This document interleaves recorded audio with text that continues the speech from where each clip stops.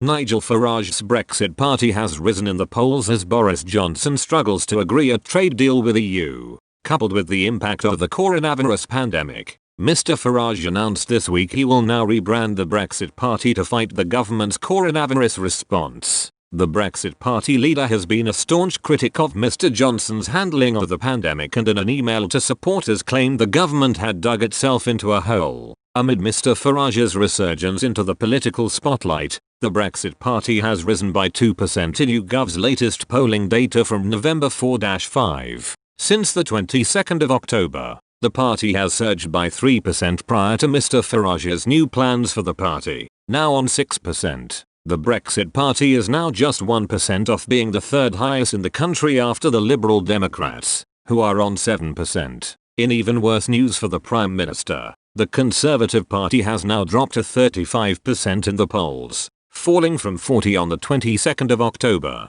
They are now 5% behind Sir Keir Starmer's party with 40, according to the latest YouGov data compiled for The Times. Elsewhere, the Lib Dems also rose by 1% to 7 from the 29th of October, while the Greens have dropped by 1% to 4. The SNP has continued at 5%, while Plaid Cymru has continued at just 1%. In order to challenge the government's handling of the pandemic, Mr. Farage has now applied to the Electoral Commission to rename the party to Reform UK. In particular, Mr. Farage savaged how Mr. Johnson has now reintroduced another lockdown in England. An email to supporters read, "The government has dug itself into a hole with coronavirus and rather than admit its mistakes, it keeps on digging. The new national lockdown will result in more life years lost than it hopes to save, as non-COVID patients with cancer, cardiac, lung and other illnesses have treatments delayed or cancelled again. Businesses and jobs are being destroyed."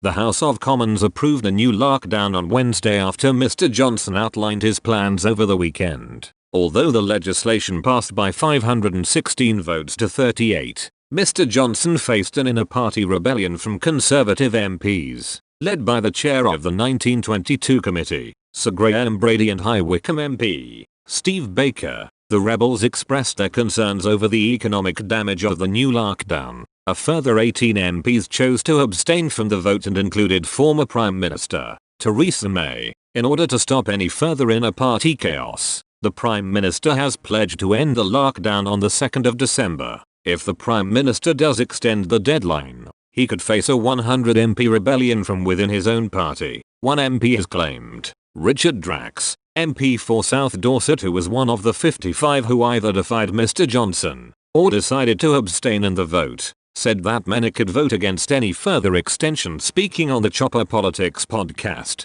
Mr. Drax said, 55 MPs is a large number on the first occasion, and there are a lot more who would, and I cannot see the Prime Minister, who wants to presumably to be Prime Minister for another 3 years or so, is going to risk a massive rebellion of 80, 90, 100 or more.